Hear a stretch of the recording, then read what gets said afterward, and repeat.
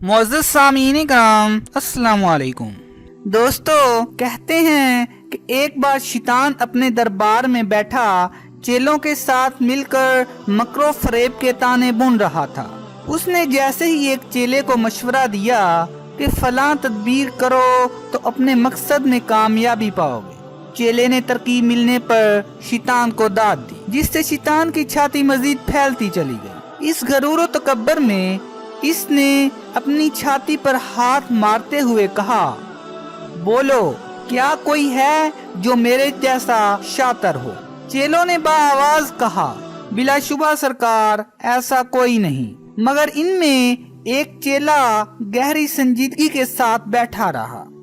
शैतान ने वजह पूछी तो कहने लगा, सरकार, गुस्ताखी माफ, लेकिन मैंने देखा है अराई कौम के लोग आपसे ज्यादा शातिर हैं। शैतान ये सुनकर बेख्तियार उछल पड़ा। उसने फौरन किसी अराई को आजमाने का फैसला किया। एक मालदार आदमी के रूप में शैतान उस वक़्त किसी गांव के एक बेरोजगार अराई के सामने बैठा इसके साथ मिलकर कोई नया कारोबार शुरू करने की प्लानिंग कर रहा था। बिल आखिर दोनों में तय पाया कि वो मिलकर कोई फसल काश्त करेंगे। मालदार शख्स यानी शैतान ने कहा कि वो सिर्फ इन्वेस्टमेंट करेगा, फसल की काश्त, कटाई वगैरह हर चीज की जिम्मेदारी अराई की है।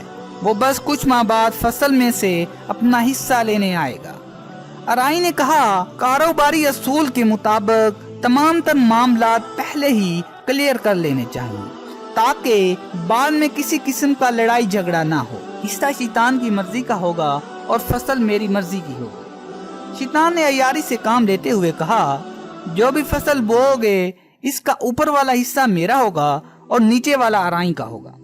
शैतान कुछ माह बाद वापस आया तो पता चला अराई ने प्याज की फसल बोई थी, लिहाजा प्याज अराई के हिस्से में आए और ऊपर के पत्ते शैतान के हिस्से। शैतान ने कोई परवाह ना की और अगली फसल के लिए मजीद रकम देते हुए कहा, इस बार जमीन के अंदर का हिस्सा मेरा और ऊपर का हिस्सा तुम्हारा हो।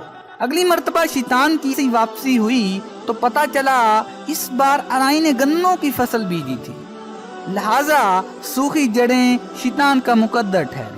वो अराई से मुखातब हुआ और कहने लगा, मुझे 2 बार शदीद खसारा हुआ है। इस बार फसल का ऊपर का और नीचे का हिस्सा मेरा होगा और दरमियान का हिस्सा तुम्हारा होगा।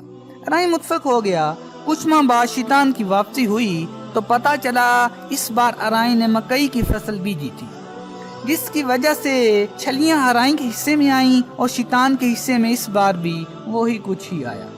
इस तरह अराई ने अपनी शातिराना ज़हनियत की बदौलत शैतान को भी मात दे। दोस्तों, उम्मीद करते हैं कि आपको हमारी आज की ये वीडियो पसंद आई होगी। अगर आपको हमारी ये वीडियो पसंद आई है तो प्लीज़ लाइक करें, अपने दोस्तों के साथ शेयर करें और कमेंट बॉक्स में अपनी राय का इजहार ज़रूर करें। तो इंशाअल्लाह मिलते हैं एक नई वीडियो के साथ। तब तक के लिए अल्लाह निगहबान।